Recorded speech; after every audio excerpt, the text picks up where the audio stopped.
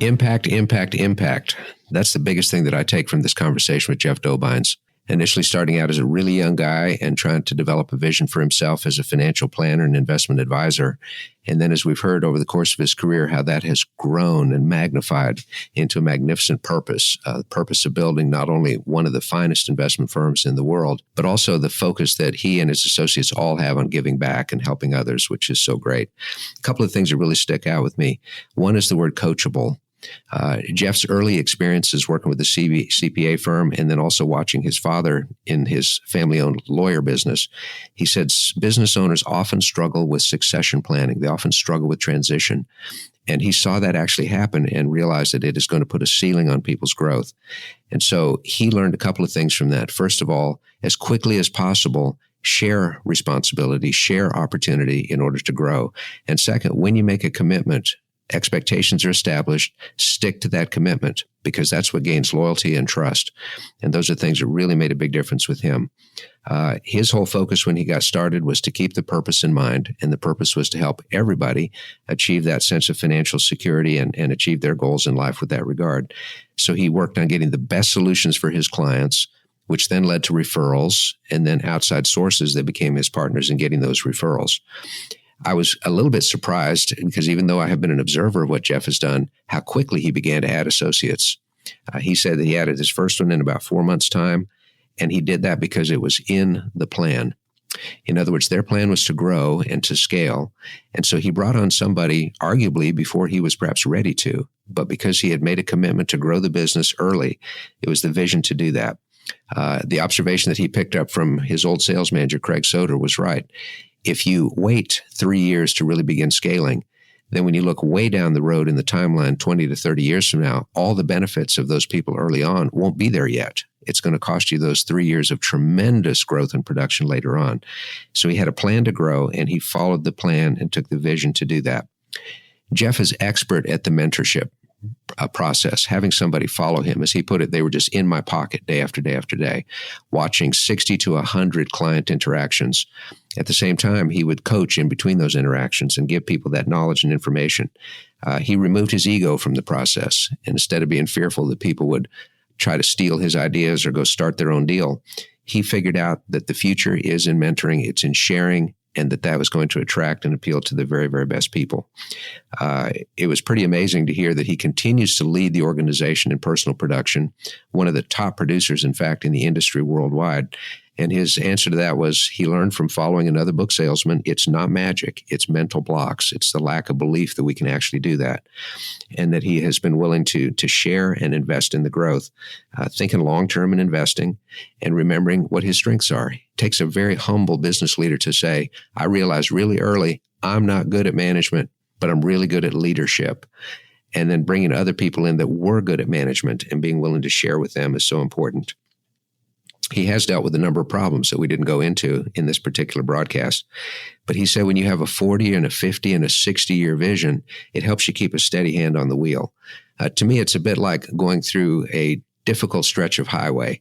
And as long as we can keep our eyes on the destination and on that center line, then we're going to be able to get past those obstacles. Yeah, we got to steer around them. Sometimes we have to brake. Sometimes we've got to move it out of the way. But keeping our eye on the destination always helps us get there in such a good way. As he moved through life, it went from a point of being able to take care of his own needs and then the needs of his family. But he continues to have an ambition to do better and better in income for a couple of really key reasons. First are the causes that he's affiliated himself with. Each listener in this podcast has got a different philosophy about giving and about supporting organizations. But Jeff says clearly that when people cannot help themselves, that's where he can step in. He loves to help and coach people that can help themselves to do better, and he works in that area as well. But in a world of needs, Jeff is willing to open himself and continue to work hard for that. At the same time, he knows that there are people that depend on him within his business, and that if he were to slack off and not do as well, it could jeopardize the future and the opportunity of the employees and associates that he has, which is absolutely incredible in how he leads by example.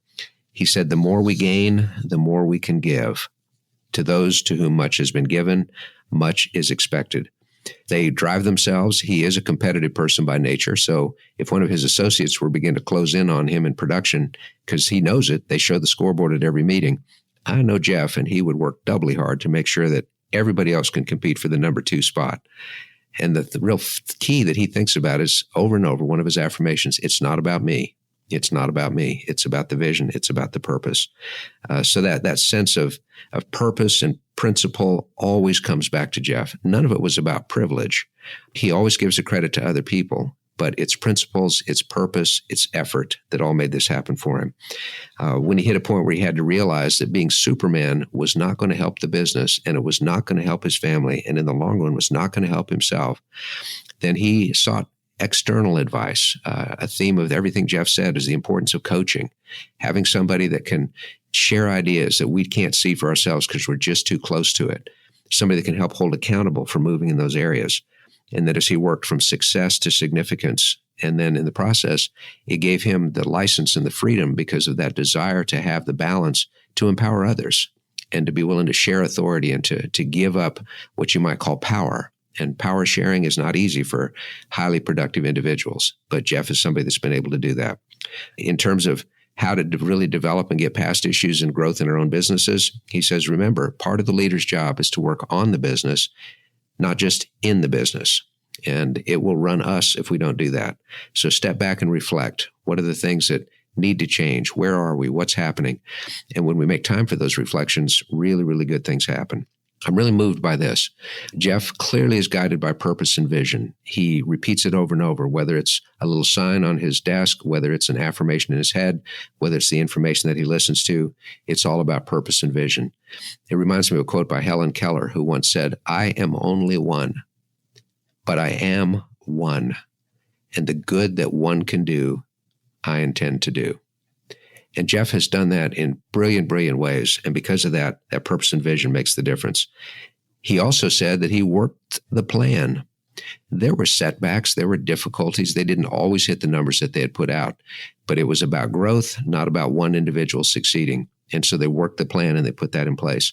And I would encourage all of us to remember, when we have a plan and the plan's not working correctly, then it may be the way we're working it that's the difference maker. And it may be that we've let the plan get in the way of our purpose, and we sometimes tweak and adjust that, but we've got to keep investing for growth. And Jeff has personally done that in, I guess, what you'd call sharing the wealth, but in some unexpected ways. Yes, he shares the wealth financially. He's brought a team of people under him, and he doesn't take all those commissions and all that revenue. He shares that. So yes, he's definitely willing to share the wealth financially. But even more importantly, he shares the wealth of knowledge. He's a very open door person. People track with him. They follow him. They learn from him. He shares that wealth. He doesn't keep any secrets from people. And that is a phenomenal way to share the wealth of knowledge. And then finally, he's willing to share the wealth of authority and responsibility so that others can grow and be empowered. And frankly, when we're willing to do that, there is not a limit. Abraham Lincoln said it best: there is no limit to what you can accomplish if you don't care who gets the credit. Well, even though Jeff wouldn't like this, I give him the credit because the leadership is always the difference maker. An amazing day, an amazing concept. So we hope that you'll be able to take some really excellent jewels out of the treasure trove that Jeff has put in front of us, apply those to everything that's happening in your lives. So remember, it's all about taking action. It's avoiding the tendency to mediocrity. It's overcoming setbacks. And let's move forward to those goals in life, whatever they may be. Thank you. Until next time, Dan Moore. Bye-bye.